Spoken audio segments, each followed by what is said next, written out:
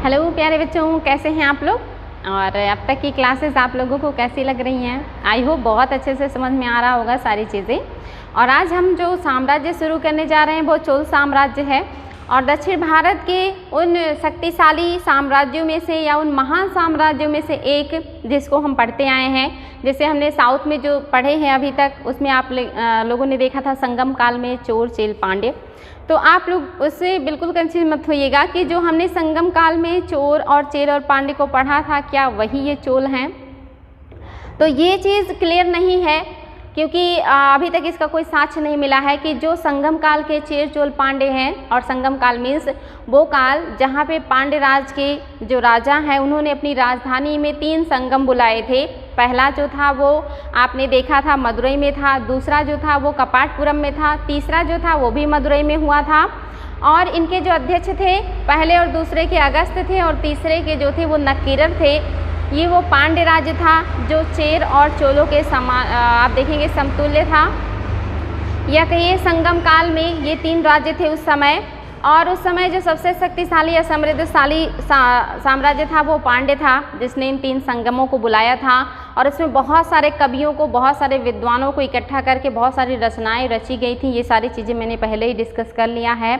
उन्हीं के समकालीन एक छोटा राज्य उस समय चोल भी था, जिसमें आपने करिकाल का नाम सुना था। उस चोल साम्राज्य के सबसे शक्तिशाली शासक थे करिकाल, जिन्हें जली टांगों वाला कहा गया या जिन्हें कहा गया कि युद्ध भूमि में जन्म ले मारे। तो वो चोल जो है थे उनको समाप्त करके उनके स्थान पर पल्लव आ गए थे। और इन्हीं पल्लवों के सामंत हैं ये जो दूसरे चोल आए हैं जिनको शाही चोल कहा जाता है, या इन्हें आप देखेंगे कि बहुत बड़ा साम्राज्य स्थापित करने वाला चोल कहा जाता है। तो इसको हमने देखा था कि जब हमने संगम काल में पढ़ा था तो पढ़ा था यहाँ पे जो है चेर थे, यहाँ पे पांड्य थे और यहाँ पे चोल थे। और आगे चल करके ये जो चोल हैं यहाँ पे पल्लव आ जाते हैं। और आज हम जो पढ़ने जा रहे हैं उन्हीं पल्लवों को समाप्त करके फिर से चोल आएंगे। तो यहाँ पे बिल्कुल कंफ्यूज मत होइएगा कि पल्लव के पहले वाले जो चोल हैं ये वही चोल हैं या ये कोई दूसरे चोल हैं। इसका एथेंटिक स्रोत तो नहीं मिलता है। हो सकता है कि जिसके पहले जो चोल साम्राज्य के लोग थे जिन्होंने शासन किया था, जिनको विस्थापित करके यहाँ पे पल्लव स्थापित हुए थे, उन्हीं को विस्थापित करके फिर से चोल आ गए हों तो ये वही चोल हों। या हो सकता है कि वो चोल पूरी तरह समाप्त हो गए हों और ये बाद के नए चोल आए हों। तो ये चीज़ से बिल्कुल कंफ्यूज मत होइएगा कि वो अर्लियर वाले जो चोल थे यानी कि जो पहले वाले चोल थे और ये जो बाद के चोल हैं दोनों सेम है या नहीं है, उस सवाल में हमें नहीं उलझना है। हमें बस इतना पढ़ना है कि संगम काल चेर चोल पांड्य वाला क्षेत्र था जिसमें पांड्य सबसे ज़्यादा महत्वपूर्ण या शक्तिशाली था या समृद्ध था, जिसने अपने यहाँ 3 संगम बुलाए थे। उसके बाद यहाँ पे पल्लव आ गए थे। यहाँ पे आपने देखा था वातापी के चालुक्य आ गए थे, यहाँ पे बेंगी के चालुक्य आ गए थे। और वो भी मैंने बताया था कि वातापी के चालुक्यों को प्रस्थापित करके राष्ट्रकूट आ गए थे और राष्ट्रकूटों को समाप्त करके फिर कल्याणी के चालुक्य आ गए। तो यहाँ पे आप देखेंगे कल्याणी के चालुक्य का भी पतन हुआ, तो यहाँ पे फिर नए नए राजवंश आ गए हैं। या कहिए कि यहाँ पे कल्याणी के चालुक्य अभी थोड़े बहुत विद्यमान है। यहाँ पे होयसल राजवंश आ गया है, जो चालुक्यों का नीचे का क्षेत्र है यहाँ पे होयसल आ गए हैं। चेर जो हैं ये पतले से क्षेत्र में विद्यमान है। इधर पांड्य है, इधर चोल है, इसके ऊपर काकतीय वंश है, उसके ऊपर कलिंग है, उसके ऊपर पाल है। तो आज हमें इन्हीं चोलों को पढ़ना है। ये है चोल साम्राज्य यानी कि स्थापना जब हुई पल्लवों को समाप्त करके, तो ये है चोल डायनेस्टी जहाँ पे शुरुआत हुई थी। पल्लव को समाप्त करके चोल आते हैं। और जो चोल साम्राज्य का संस्थापक है वो आप देखेंगे विजयालय है, और विजयालय ने उपाधि ली है नरकेसरी की। और इनका जो कार्यकाल है ये 850 से 875 है। ये संस्थापक हैं। इन्होंने क्या किया है या ये कौन है, तो ये उरैयूर में सामंत थे। और आप देखेंगे इन्होंने क्या किया है, यानी कि उरैयूर में सामंत थे किसके, तो ये पल्लवों के सामंत थे। ये पल्लवों के सामंत थे, पल्लव के सामंत थे उरैयूर में। और इन्होंने क्या किया है, तंजौर में निशुंभ सूदनी मंदिर का निर्माण किया है। तो अगर एग्जाम में क्वेश्चन आए कि तंजौर में निशुंभ सूदनी मंदिर का निर्माण किसने किया था, तो ये जो निर्माण है ये विजयालय ने किया था, जिन्होंने नरकेसरी की उपाधि ली थी और ये चोल साम्राज्य के संस्थापक हैं। दूसरे जो राजा हैं आदित्य प्रथम हैं और इनका जो कार्यकाल है ये 875 से 907 है। और इन्होंने क्या किया है, यह प्रारंभ जो है पल्लव शासक यानी कि अपराजित वर्मन का सामंत था।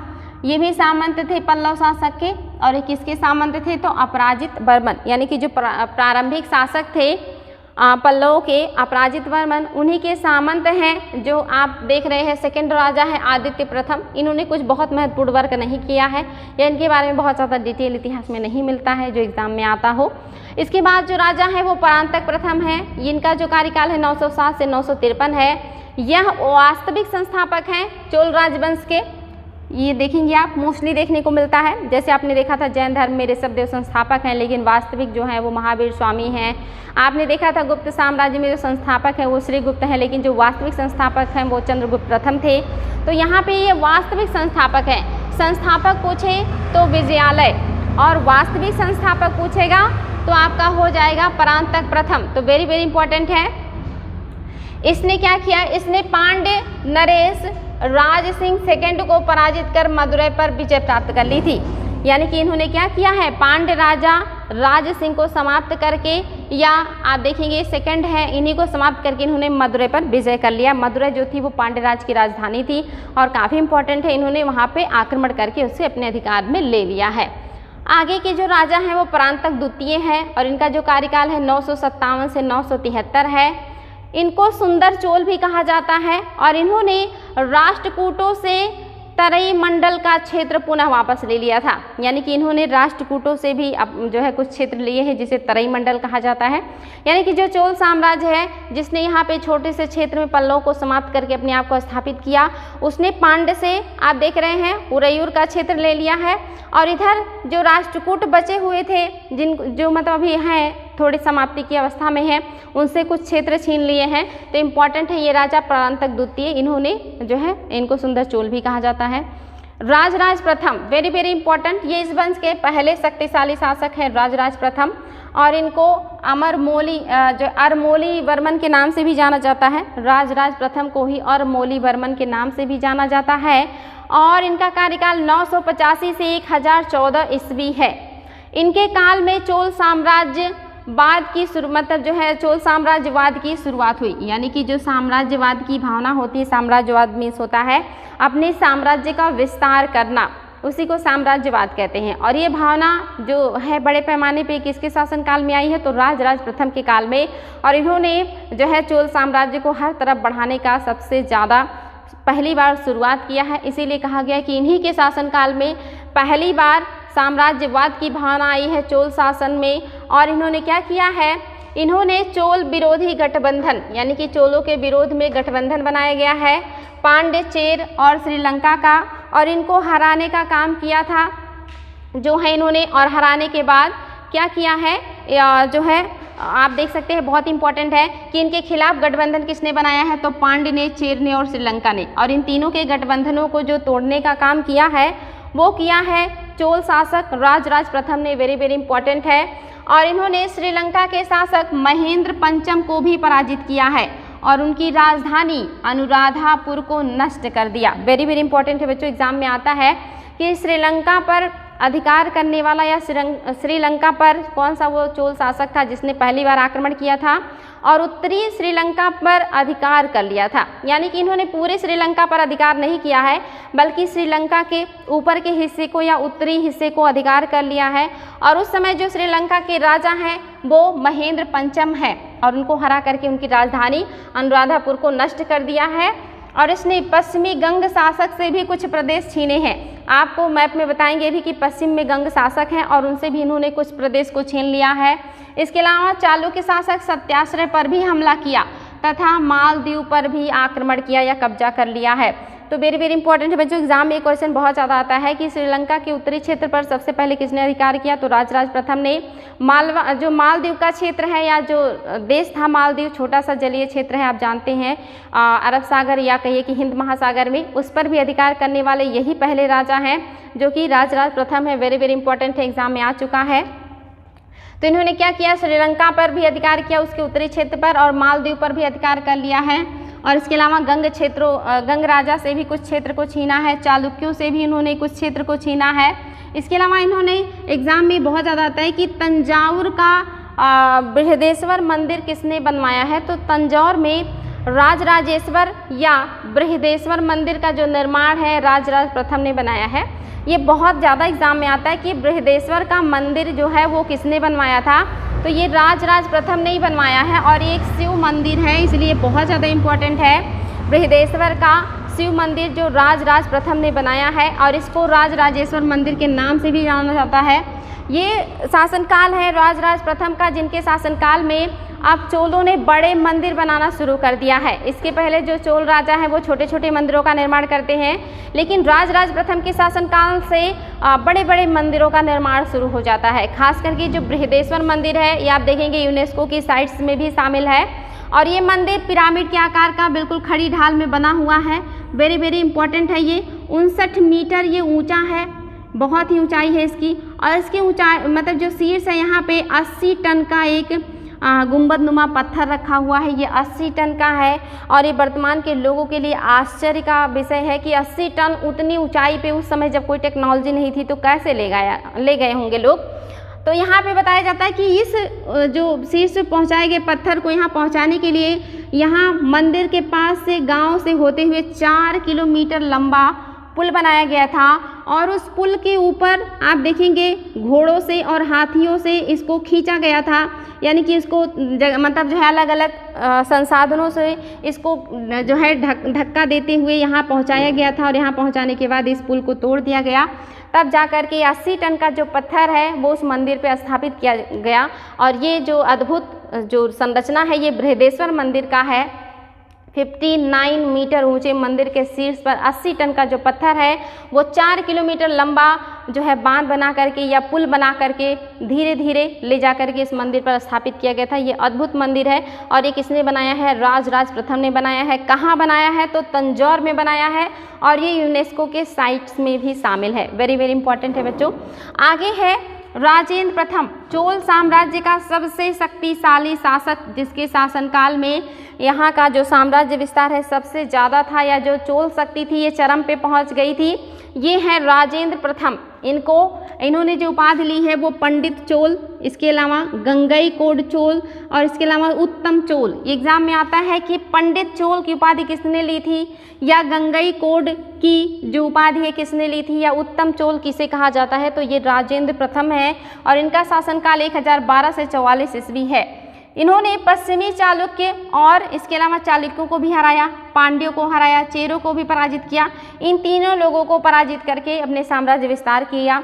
इसके अलावा इन्होंने श्रीलंका के महेंद्र पंचम को भी पराजित किया और पूरे श्रीलंका पर अधिकार कर लिया और इनको बंदी बना करके अपने जो है साम्राज्य में लेकर के आए महेंद्र पंचम को। और लगभग 10-12 साल के बाद इनकी मृत्यु हो गई थी और पूरे श्रीलंका पर जो अधिकार किया वो राजेंद्र प्रथम ने। ऊपर के क्षेत्रों में जो अधिकार किया था वो थे राजराज प्रथम, लेकिन पूरे जो श्रीलंका उस पर अधिकार करने वाला जो राजा है वो राजेंद्र प्रथम है और इनका कार्यकाल आप देख रहे हैं 1012 से 44 ईस्वी है।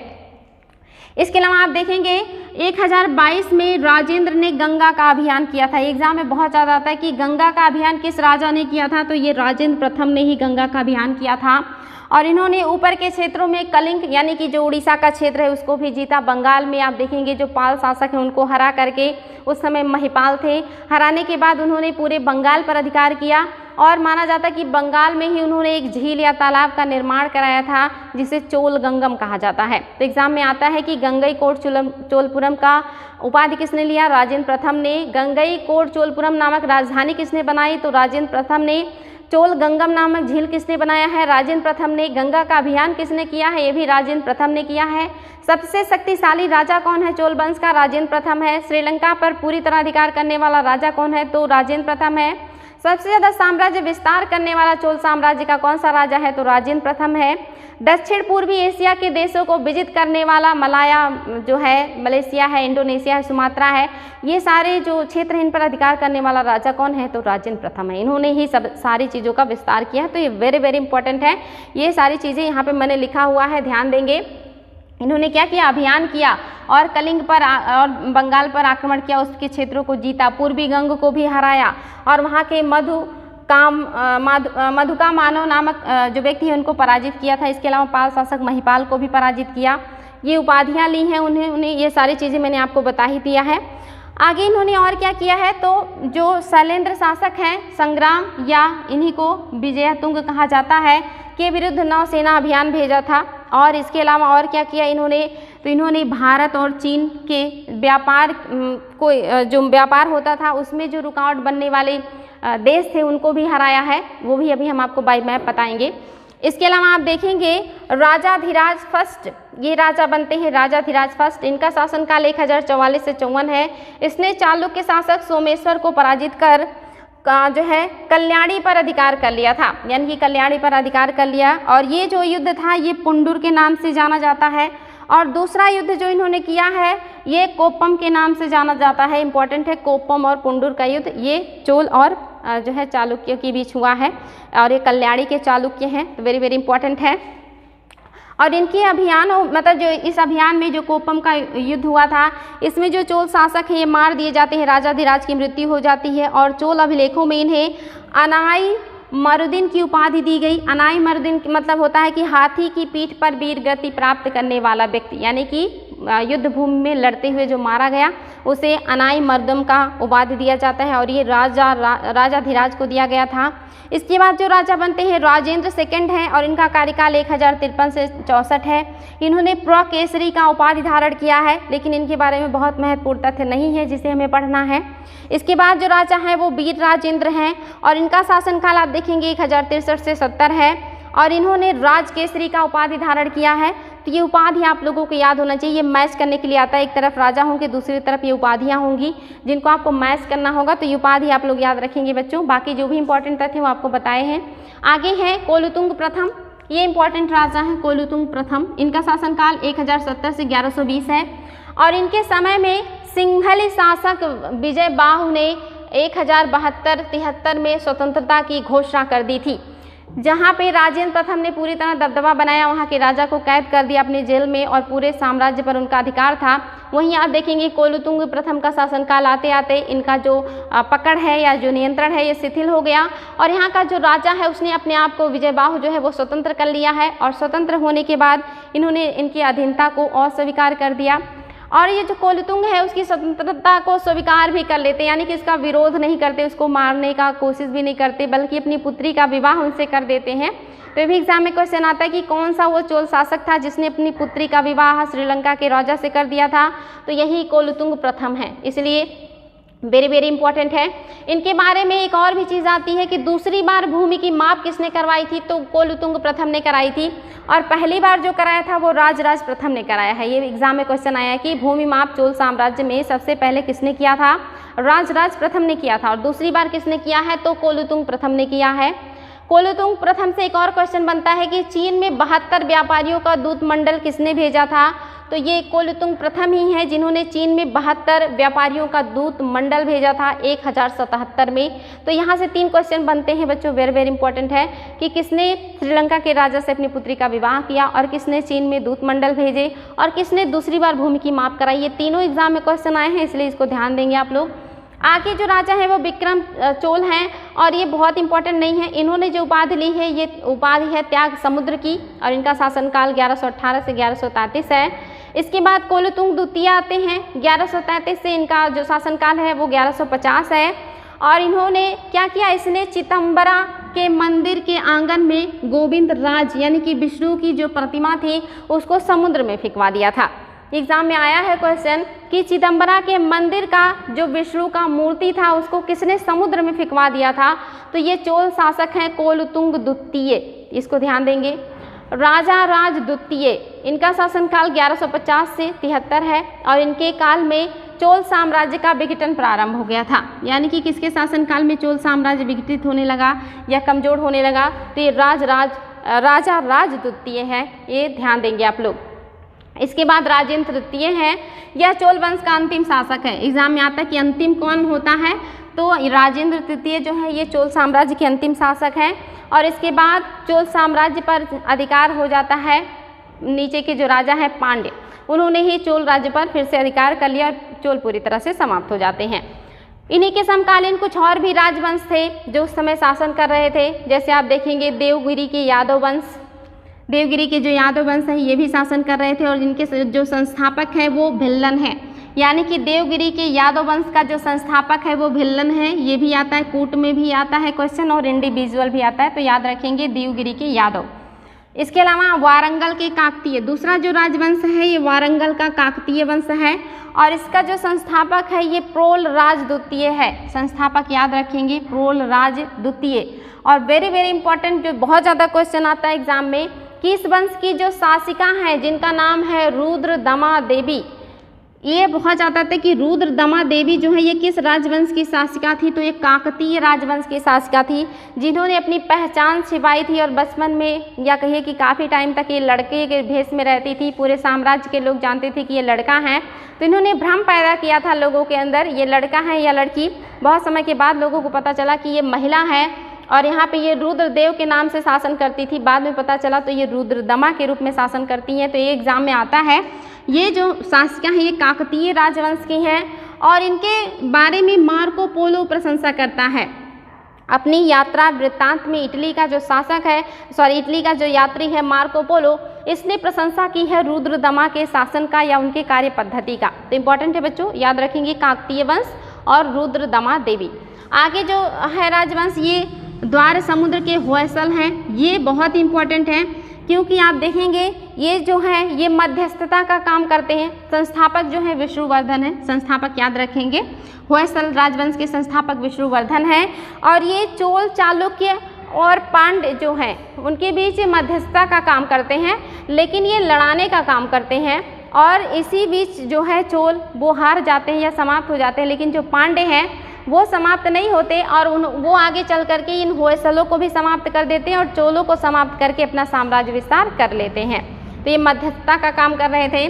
इसके अलावा आप देखेंगे मदुरै के पांड्य जिनके बारे में हम पढ़ रहे हैं, लास्ट में चोलों के साम्राज्य पर इन्हीं का अधिकार हो जाएगा, यानी कि जो चोल साम्राज्य है उस पर जो आधिपत्य होगा लास्ट में वो पांड्यों का हो जाएगा। पहले वाले जो चोल थे उनको समाप्त करके पल्लव आ गए थे, लेकिन दूसरी बार जो चोल है इनको समाप्त करके पांड्य उनको अपने साम्राज्य में मिला लेंगे।